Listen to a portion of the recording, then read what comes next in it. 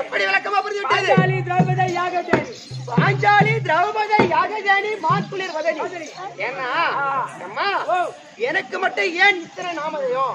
அப்படி இருந்தாலும் அம்மா நான் எப்படி பிறந்தேன் தெரியுமா? எப்படி? நான் தாய் வயிற்றில் பிறக்கவில்லை அம்மா. தாய் வயிற்றில் பிறக்கவில்லை அம்மா. ஆமா ஐயா.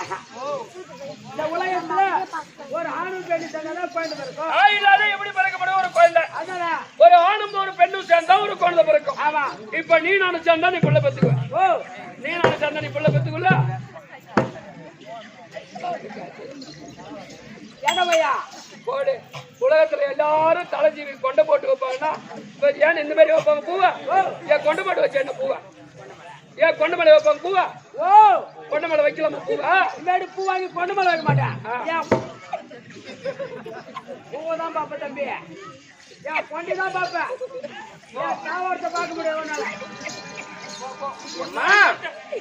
நாளைக்கு நொறுவேன். ஏண்டி ஒரு பெண் தாயத்துல எப்படி பாருங்க இருக்கின்றார்களே மாணாக்கள், பாமர மக்கள் ஒரு ஆண் பெண் சேர்ந்து 10 மாதம் வயிற்றில் சுமந்து தாயோட கர்ப்ப குலத்தில் வந்தவர்கள் அனைவர்களும். நான் அப்படி பிறக்கவில்லை அம்மா. எப்படிதான் பிறந்தீங்க? சொல்ற ஓடியா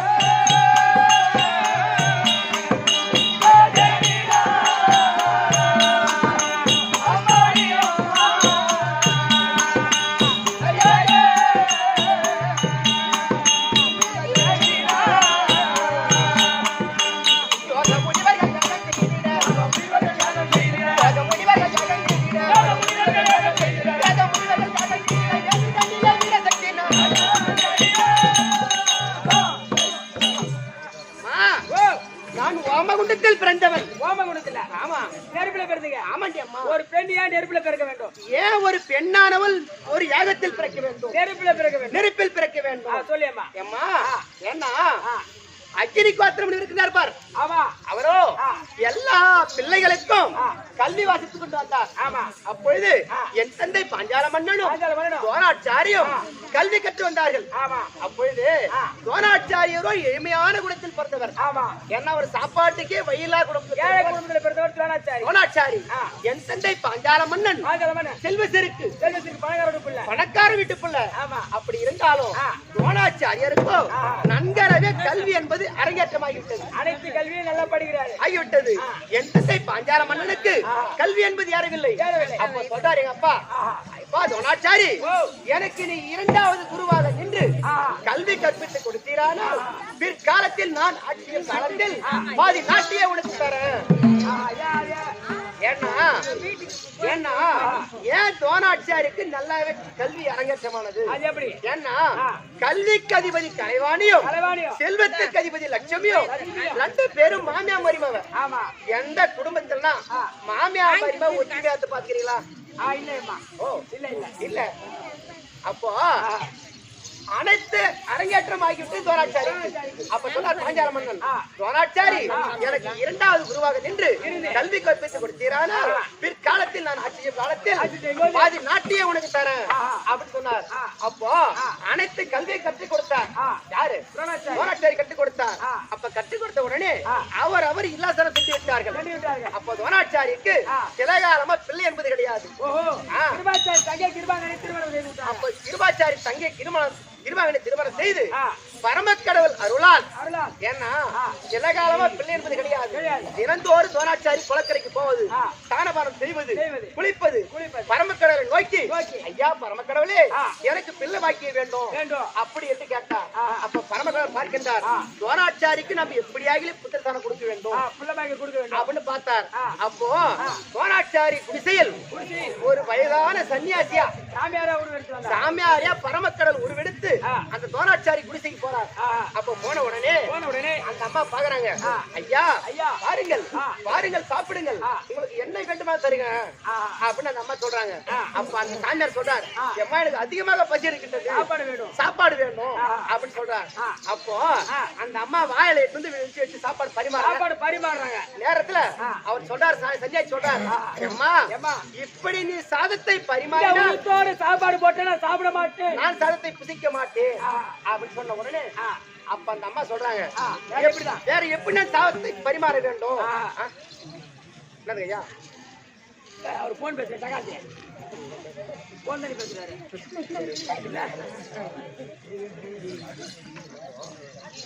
எப்படி பரிமாற வேண்டும் அப்படின்னு சொன்ன உடனே அப்ப அந்த சன்னியாசி சொல்றார், நீ ஒரு பிறந்த மேனியோடு பிறந்த உருவத்தோடு சாதத்தை பரிமாறினால் இந்த சாதத்தை நான் புசிப்பேன் அப்படின்னு சொன்னார். அந்த அம்மா சரி வயசான சன்னியாசி தானே, என்ன ஆயிட போகுது அப்படி என்று அனைத்து ஆடவரையும் கைட்டு விட்டு பிறந்த உருவத்தோடு சாதத்தை பரிமாறுகின்றார்கள். ஆமா. அப்போ அந்த சன்னியாசியாகப்பட்டவர் ஒரே காம நோகத்தோடு இருந்து ஆமா அந்த துடையில இருந்த மச்சேந்திரத்தை பார்த்த உடனே அந்த விந்தாகப்பட்ட சாதத்தில் கணிதமாகிவிட்டது, சாதத்தில் விந்து விட்டது. அப்போ அப்படி கண் வைத்து பார்த்த உடனே அந்த சன்னியாசி ஆள் காணும். அப்ப பார்க்கின்றார், துரோணாச்சாரி குளக்கரைக்கு என்று குடிசைக்கு வரார். வந்த உடனே அம்மா கிருபாங்கனி இது என்ன சாதத்தில் இப்படி விந்து கணிதமாகின்றது அப்படின்னு கேட்டாங்க. அப்ப இந்த மாதிரி சொல்றாங்க அந்த அம்மா. ஒரு சன்னியாசி வந்தா கேட்டா பரிமாணம் இப்படி ஏந்து போச்சு சொன்னார். அப்ப சொல்றாரு, அம்மா கிருபாங்கனி இந்த சாதத்தை சாப்பிடு, ஏன்னா பரமக்கடவுளால் நமக்கு ஒரு புத்திர பாக்கியம் உண்டாகும், இந்த சாதத்தை நீ புசித்தனா நமக்கு குழந்தை பிறக்கும் அப்படின்னு சொன்ன உடனே அந்த அம்மாவுக்கு அந்த விந்து பார்த்த உடனே சாப்பிட தோணல. அப்போ அந்த சாதத்தை கொண்டு போய் குதிரைக்குட்டால போட்டாங்க. குதிரைக்குட்டால் போட்ட உடனே அந்த குதிரத்தின் வயிற்றில் அழகான ஒரு ஆண் பிள்ளை பிறந்து விட்டது. அந்த குதிரை சாதத்தை புசித்த உடனே 10ஆம் மாதத்திலே அழகான ஒரு ஆண் பிள்ளை பிறந்து விட்டது. அவன் பெயரோ அஸ்வத்தாமன். ஆமா. அப்படி இருந்த உடனே அம்மா அப்ப நாடி கேக்குறாங்க, அந்த குழந்தைய எட்டு போய் குடுறாரு கிருபாச்சாரி குடுறாரு, துரோணாச்சாரி குடுக்கின்றார். அப்ப அந்த அம்மா சொல்றாங்க, ஏங்க ஒரு தாய் வயிற்றில் குழந்தை சரத்தில் பாலை கொடுத்து வளர்த்து விடலாம், இது பிறந்திருப்பதோ ஒரு குதிரை வயிற்றில் பிறந்து அதனால் ஏற்கனவே இருக்கிறார் பாரு மாணாக்கர் பாஞ்சால மன்னன் அவரிடத்தில் சென்று அழகான ஒரு கன்று பசு வாங்கி வந்தால் பாலை திறந்து இந்த குழந்தையை வளர்த்தலாம் அப்படின்னு சொல்றாங்க. அப்ப நேரா பாஞ்சால நாட்டுக்கு போனா துரோணாச்சாரி போன உடனே ஐயா துரோணாச்சாரி வந்திருக்கின்றேன் போய் சொல்லுங்க அப்படியே யோகி சொல்ற மாதிரி சொல்லி அனுப்பிண்டா. ஏன்னா ஒரு பசுவு கண்டு வாங்கி கொண்டு இருக்கிறேன் போய் சொல்லி வைப்பாங்க அப்படின்னு சொன்ன உடனே என் தந்தை இருக்கிறார் பாஞ்சால மன்னன் செய்த நன்றியை மறந்தவர் துரோணாச்சாரி வருவதை கண்டு ஆணவத்தோடு அமர்ந்து கொண்டு ஆமா திருவாணி சொல்றார் அடே யூகி என்ற மாதிரி சொல்றார் அடிச்சு நாட்டை விட்டு வெளியேற்றா போகட்டும் அப்படின்னு சொல்றாரு. செஞ்சுட்டாங்க.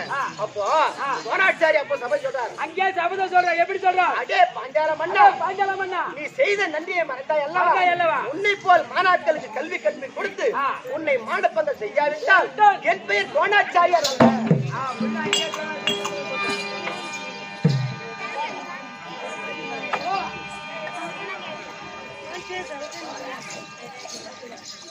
அப்போ துரோணாச்சாரியர் அப்ப சபை இருக்கின்றார் உன்னை போல் மாணாக்களுக்கு கல்வி கற்றுக் கொடுத்து உன்னை பங்கை செய்ய விட்டால் என் பெயர் துரோணாச்சாரியர் அல்ல.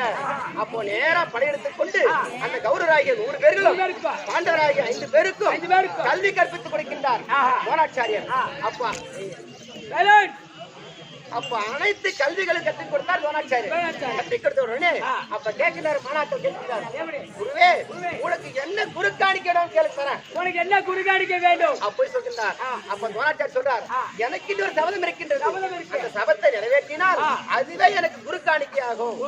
ஏன்னா பாஞ்சால மன்னனை சென்று அடியோட நம்ம அடித்து அவனை என் பாதத்தில் செய்தால் அதுவே எனக்கு குறுக்காணிக்கை ஆகும் அப்படி சொல்றார்.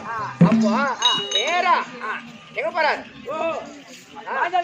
பாஞ்சாலதேசம் சென்று அப்ப கேட்கின்றார்கள் ஐயா துரோணாச்சாரி 100 பேர் சென்றார்கள். அப்ப குருக்காரிக்கு அவனுக்கு என்ன வேண்டும் கேட்டாங்க பார். அப்ப சொல்றார் பாஞ்சால மன்னனை அடித்து பார்த்து செய்தால் அதுவே எனக்கு குருக்காரியா ஆகும் அப்படின்னு சொல்றாங்க. அப்ப 100 பேர் சென்று அந்த யூகி என்ற மடி போனாங்க பார். யூகி என்ற மந்தை கையா அடிபட்டு நாடு திரும்பி விட்டார்கள். திரும்பி விட்டார்கள். அப்போ தர்மருக்கு நேரிலேயோ பீமாட்சியும் அர்ஜுன பெருமானும் அங்கே சென்று பாஞ்சால மன்னனை அடித்து யாரு பீமாட்சி வந்து யூகி என்ற மந்திரி அடித்து சுத்தம் செய்து விட்டார். அப்படி இருந்தாலும் அர்ஜுன பெருமானும் என் தந்தை பாஞ்சால மன்னனை அடித்து முன்கட்டி பின்கட்டாக கட்டி கரதனை ஈர்த்து கொண்டு துரோணாச்சாரி பார்த்து செய்தார். அப்ப சொல்றா துரோணாச்சாரி அப்பா மணாக்கலா எனக்கு இதுவே குறுக்காணிக்கையாகும் அப்படின்னு சொல்றார். அப்ப பாஞ்சால மன்னன் அங்க ஒரு சபை இருக்கின்றார். எங்க அப்பா அடே துரோணாச்சாரி என்னை நாட்டுக்கு பேரரசர் என்று பாராமல் என்னை அடித்து மானப்பந்தம் செய்ய அல்லவா உன்னை போல் ஏன்னா உன்னை கொல்வதற்கு ஒரு ஆண் பிள்ளையோ என்னை அடி தீர்த்து வந்தாம்பார் அர்ஜுன பெருமான் அவன் தோலுக்கு சுத்த பெண்ணும் பெறாவிட்டால் என் பெயர் பாஞ்சால மன்னன் அல்ல அப்படி சொல்றார். அப்போ பார்க்கின்றார்கள் பெருத்த ஒரு முனிவரை கூட்டி வந்து கொண்டு வந்து முத்திரைகாமையாக செய்கின்றார்கள். யாகன் உபேச மந்திரி கொண்டு வந்து பெருத்த யாகத்தை மூட்டுகின்றார்கள். அந்த யாகத்தில் முந்தி முதலாக சிகண்டி என்று ஒரு பானம் பிறந்தது. இரண்டாவதாக என்னுடைய அண்ணன் விசுதேவன் பிறந்தார். மூன்றாவதாக இந்த பூமிக்கும் வானுக்கும் வேள்வித்தி இருக்கின்றது. அப்ப 16 வயது மங்கை பருவத்தோடு அந்த அக்னியில் நான் செழித்தேன்.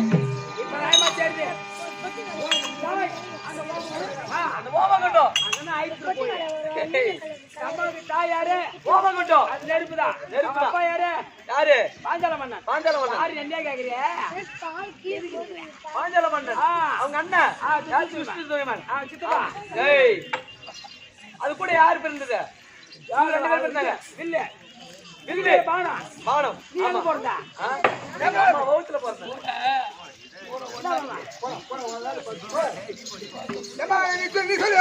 அப்போ நான்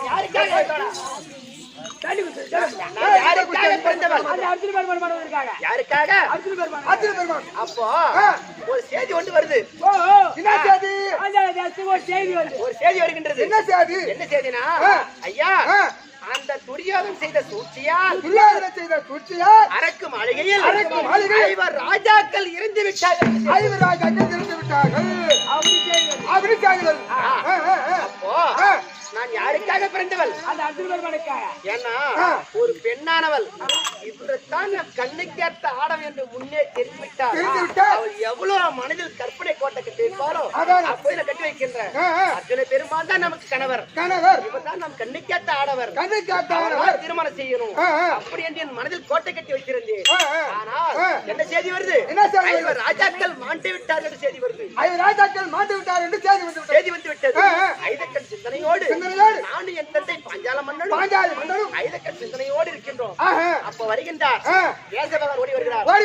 ஐயா பாஞ்சால மன்னா பாஞ்சாலி யாதொன்றுக்கும் ஏன்னா ஐவராஜாக்கள் இருந்திருக்க மாட்டார்கள். அவர்களோ தேவப்பிண்டம்.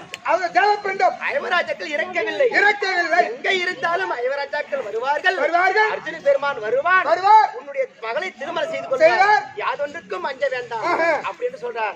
ஆனா அப்ப தாத்தாவை பார்த்து நான் ஒரு கேள்வி கேட்கிறேன். ஏன்னா அவர் சொல்றார் பாஞ்சாலிக்கு சுயவரம் என்று ஏற்படுத்தினால் ஏற்படுத்தினால் அந்த அர்ஜுன பெருமான் வருவார். உன்னுடைய மகளை திருமணம் செய்தார். யாதொன்றுக்கு அஞ்ச வேண்டாம். ஐவராஜாக்கள் ஏன்னா தேவப்பிண்டம் கல்லுக்கு அழிவு வந்தாலும் வரலாம். ஐவராஜாக்கள் அர்ஜுன பெருமான் வருவார். மகளை திருமணம் செய்வார். யாதொன்றுக்கு அஞ்ச வேண்டாம் அப்படின்னு சொல்றாரு வேசபகவான். அப்ப தாத்தாவை பார்த்து நான் ஒரு கேள்வி கேட்டேன். என்னன்னு சொல்ல முடியாது.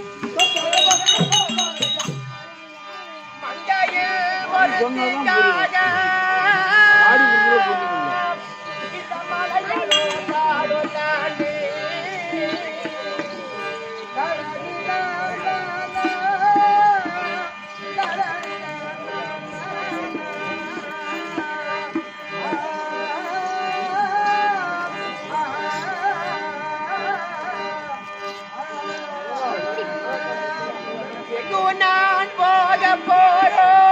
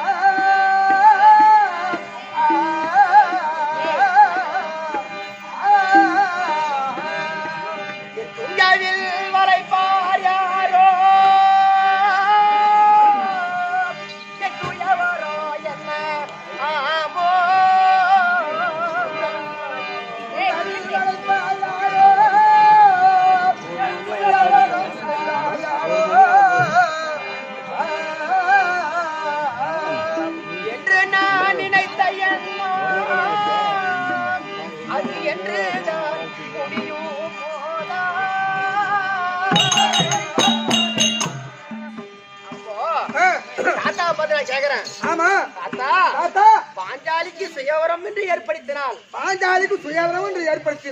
வருவார். உன் மகளை மாலைதான் சொல்றீங்க. ஏன்னா நான் தாத்தா பார்த்து ஒரு கேக்குறேன்.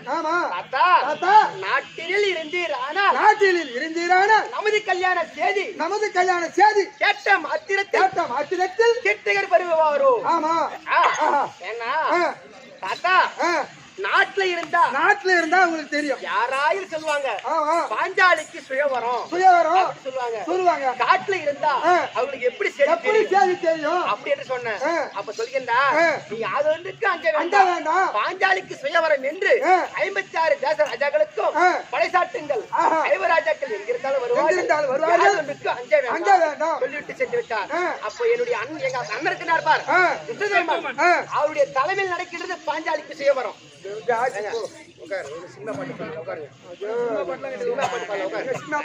கதையோட வருது. யாரும் அர்த்த அடிக்கல, சினிமா பாட்டு பாஞ்சால தேசத்தில் என்னுடைய அண்ணுடைய தலைமையில் நடக்கின்றது என்னுடைய சுயவரம்.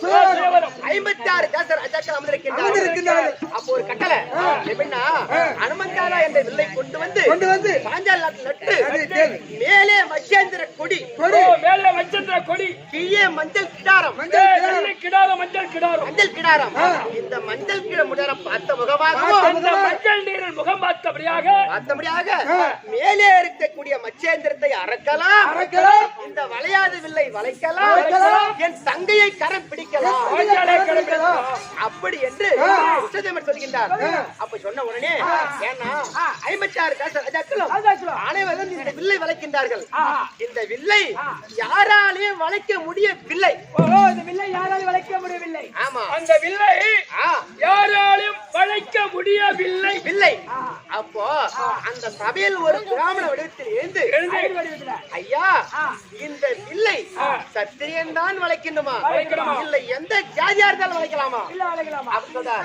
அப்ப எங்க அண்ணன் சொல்றார், ஐயா சபை என்பது பொது, கல்வி என்பது பொது, தடாகம் என்பது பொது, யாரு வேண்டுமானால் இந்த வில்லை வளைக்கலாம், என் தங்கையை கரம் பிடிக்கலாம், எந்த ஜாதியா இருந்தாலும் இல்ல வளைக்கலாம், என் தங்க பாஞ்சாலை கரம் பிடிக்கலாம் அப்படின்னு சொன்னார். அப்படின்னு துஷ்டத்துமன் உரைத்தார். ஒரு கண்ணிமைக்கு நேரத்தில் இந்த வளையாத வில்லை வளைத்தார், அச்சேந்திரக்குடியை அரைத்தார், இந்த மங்கையை கரம் பிடித்தார். அப்போ நான் பார்க்கிறேன், என்னடா ஒரு பிராமண வழித்தில் வந்து இந்த வில்லை வளைக்கின்றாரு, அப்படியே தரதரதி இட்டு போறார். இந்த மங்கைய இட்டு போறே பாக்குறேன், என்னடா கானகத்தில் போன பார்த்தா தெரியுது. கானகத்தில் போனா ஒரு கிராமத்தில் போறாரு, இவர் நம் கண்ணுக்கேத்த இவர் தான் அர்ஜுனனா அப்படி என்று வருத்தத்தோட போறேன். ஆனா அவருடைய முதுகில் கூடிய மச்சேந்திரத்தை பார்த்த உடனே இவர் தான் நம் கண்ணுக்கேத்த நம்ம அர்ஜுனன் வந்து விட்டார் அப்படி என்று அவர் சுய உருவத்தை காமித்தார்கள். அப்போ ஏன்னா உப்பலாயப்பட்டு தங்கி இருக்கிறார் ஐவராஜாக்கள். அப்ப சொல்றார் யார் அர்ஜுன பெருமான், அம்மா நான் ஒரு கண்ணியை கொண்டு வந்திருக்கின்றேன் அப்படி சொன்னாங்க பாரு. அந்த அவங்க அம்மா காதல கனி என்று கேட்டு விட்டது. பழம், ஒரு பெண். அம்மா நான் ஒரு கண்ணியை கொண்டு வந்திருக்கின்றேன். அந்த அம்மாவுக்கு கனி என்று கேட்டு விட்டது. அந்த அம்மா சொல்றாங்க, அப்பா கனியை கொண்டு வந்திருந்தால் ஐவர் ராஜாக்களும் பகிர்ந்து கொள்ளுங்க அப்படி சொன்ன உடனே அந்த தாய் சொல்ல வார்த்தை தட்டாமல் அங்கவே அந்த பாஞ்சாலிக்கு 5 நாள் திருமணம். ஆமா ஆமா, அப்படி 5 கணவர் எனக்கு. அப்ப இருந்தாலும் திருமணம் ஆகி இவருடைய பெரியமாமனார் இருக்கின்றார் அவரிடத்தில் ஆசீர்வாதம் வாங்கிக் கொண்டு நாங்கள் நாட்டை கேட்டோம். நாட்டை கேட்ட உடனே ஈச்சங்காட்டை காமித்தார்கள். ஈச்சங்காட்டையே ஒரு இந்திர பிரசவம் ஆக்கி அந்த இந்திர பிரசத்துக்கு வரும்படி நிர்வாகம் திறந்தோம். ஆமா, அப்ப வந்த உடனே அந்த புரியாத நேரா வந்தாபார், அந்த வாயற்பாடி நோக்கி வந்தான். வாயற்பாடி நோக்கி வந்த உடனே அந்த வாயற்பாடி இடித்து இது 2 கீழே விழுந்து விட்டார். அப்ப நான் நீ மேல உப்பரி மேல இருக்கிற உப்பரி மேல என்னுடைய மீமாட்சியோட அமர்ந்து கொண்டு கூந்தலை விளையாட்டி கொண்டிருக்கின்றேன். அப்போ சரி கோயந்தமார் தானே அப்படின்னு ஒரு பாசமா குனிந்து வரக்கூடாதா குணன் மகனே அப்படின்னு சொல்லிவிட்டேன். அப்ப அவருடைய தம்பி இருக்கிறார் பார், யாரு 99 தனித்தவர்களும் தவிட்டு கீழே விழுந்து விட்டார்கள். 99 பேர் பின்னாடி விழுந்தாங்க. அண்ணனை தூக்க போலான்னு 99 தம்பி மாதிரி அவங்களும் விழுந்தார்கள். அப்ப நான் சொன்னேன், அந்த கண்ணை பெற்றது அத்தனையே குருடா, குனிந்து வரப்படாத குருடன் மகனே தலைப்புள்ளதான் நல்லன்னு பார்த்தோம். இந்த பின்னாடி வந்தது 99 நொல்லியாகுது. அப்ப அந்த கண் பெற்றது அத்தனையும் குருடா, அந்த திருநாட்டு மண்ணை பெற்றது 100 நொல்லையா அப்படின்னு கேட்டு என்று கை கொட்டி கணி கணி கணி கணி இதை பகையா கொண்ட துரியோதனன் எங்களை சூது பகடை ஆடி நாடு நகர பறித்துக் கொண்டு உப்பு சட்டி அனைத்தையும் வருவதில் பறித்துக் கொண்டு 12 ஆண்டு ஓராண்டு ஐயாத வனவாசம் ஓட்டி வைத்தார்கள். 12 ஆண்டு வனவாசம் ஓராண்டு ஐயாசம் ஓட்டி வைத்தார்கள். அப்போ ஏன்னா இப்ப உப்பு உப்பலாயப்பட்டு இருக்கிறோம். ஆனால் கங்கா கௌரி பூஜை செய்வது வழக்கம். 12 வருடத்திற்கு அந்த 12 வருஷமா காட்டுல இருந்து விட்டோம். அந்த பூஜை நின்று விட்டது. இப்ப உபலாயத்துக்கு வந்திருக்கிறோம். இன்னைக்கு மன்னன் பிழைக்க மாங்கல்யம் நிலைக்க 12 வருடத்திற்கு ஒரு முறை கங்கா கௌரி பூஜை செய்ய வேண்டும். தாலி நிலைக்க கங்கா பூஜை செய்ய வேண்டும். அதனால் புண்ணியமூர்த்தி இருக்கக்கூடிய தர்மராஜ வருமணி உத்தரவு சீக்கிரமா போட்டே. ஐயா நம்ம மகாராணி பாஞ்சாலி வந்திருக்காங்க. பாஞ்சாலி அம்மா உடனே நான் போய் கொண்டு வச்சிட்டாங்க.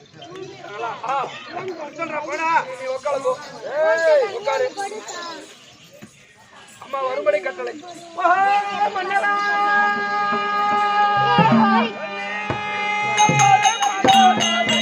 சுவாமி ஆ, தத்தா சோதரே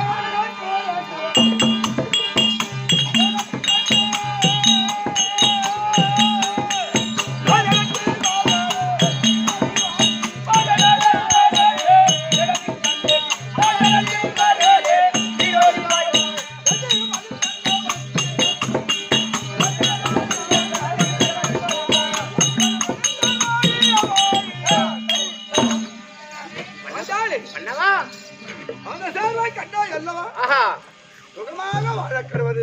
அகட்டம் சுவாமி ஆ, அண்ணவா ஆ, ம், ஏங்க ஆ, சுகமாக வாழ சொல்லிய மனோ ஆமா. எந்த வயல் நான் சுகமாக வாழ்வது வாழ்வது ஏண்டா இப்ப என்னடா குரலு? என்ன பின்ன காலில் வேண்டா ஆசீர்வாதம் பண்ணுவாங்க. என்ன உனக்கு நம்ம மண்ணலிய தலைமையில போடுவாங்க. டேய், சுகமா இருந்தா நல்லா இரு.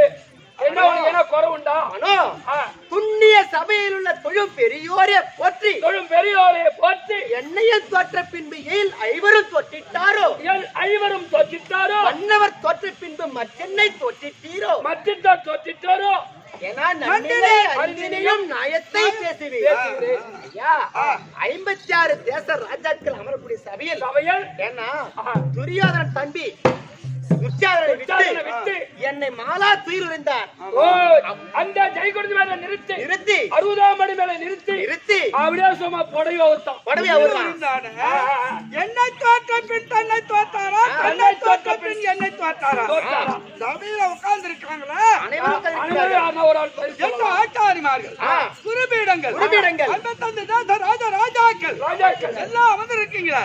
யாராவது ஒருத்தர் எழுந்து நியாயத்தை சொல்லையா ஒரு ஆள் சொல்லலாம் மனோ அப்படின்னு நான் கேட்கிறாங்க. என்னன்றேன் என் கண்ணீரை ஆறா பெருக்கிறேன் போகிறது குரு பெரியோர் எல்லாம் காலில் விழுந்து கேக்குறேன் கேங்க கெட்டி ஐயா, கேக்குறேன் நீங்களும் ஒரு தாய் வயிற்றில் பிறந்தவர்களே பிறந்தவர் தானே என்னை இப்படி மாலா வஸ்திரம் செய்கின்றார்களே ஆ.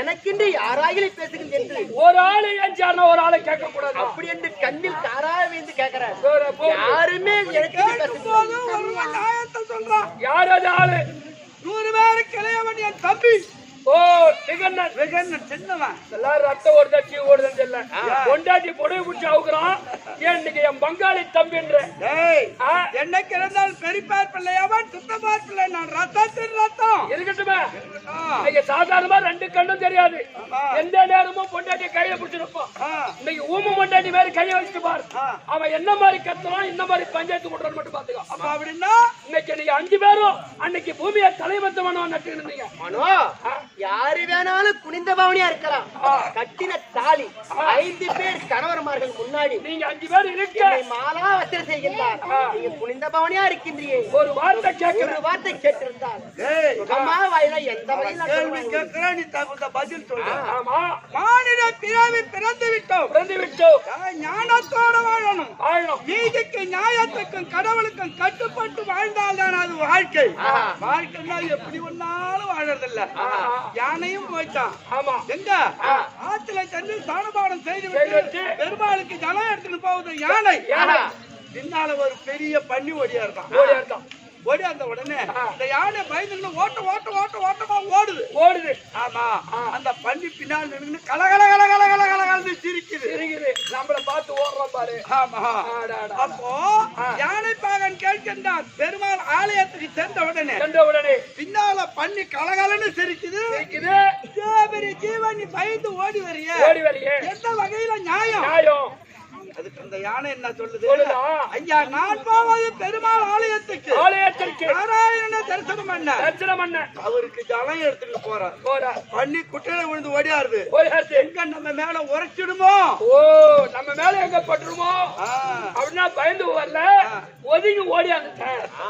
நான் போவது ஆலயத்துக்கு. ஆலயத்துக்கு அது எங்க போவோம்? அது குட்டைக்கு தான் போகும். அதனால அது ஓடி வந்து பின்னால ஒருத்தன் தடியால ஒரு அடி எடுத்தா எடுத்துன்னு கொண்டு அப்படி போய் வீச்சுன்னு போயிடுச்சு. ஆமா, அத்தன்மை போல். ஆனால் சபையில இருக்காங்க, அந்த அம்மா கேட்கின்றார். அந்த அம்மா யானை மாதிரி. ஆமா, ஓ துர்ச்சாதன சொம்மா அதே வார்த்தை நியாயத்தை சொன்னான். யாயா உட்காந்து எனக்கு வேடிக்கை பாக்குறீங்களா? அதானே அந்த அம்மா என்ன கேட்டாங்க? தன்னை தோத்த பின் என்னை தோத்தாரோ, என்னை தோத்த பின் தன்னை தோத்தாரோ. அதாவது ஒரு ஆளை ஏற்றி பதில் சொன்னா என்ன? எல்லாரும் பூமி நட்ட அப்படியே பூமியை தலைவர் எழுந்து நியாயத்துக்கு ஏன் பயப்படுற சொல்லுங்கள் ஐயா. அதான் அப்படி இருந்து எழுந்து அவன் தான் சொன்னான். யாரு? வெகர்ன. பக்கத்திலே உட்கார்ந்தாரு அங்கு தேசாதிபதி கருணாபிஷேகன்.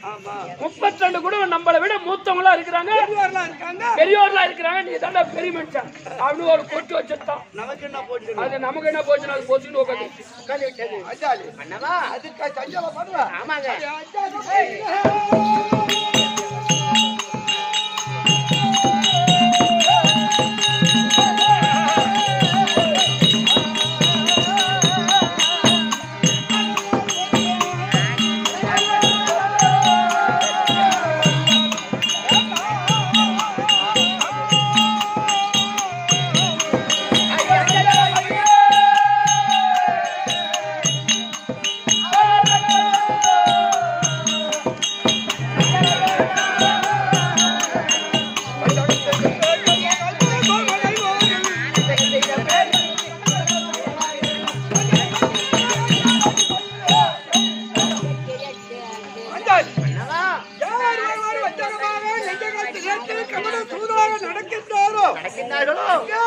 சபையில வஞ்சகமாக பேசுகின்றாரோ அவர்தான் அனுபவிப்பார்.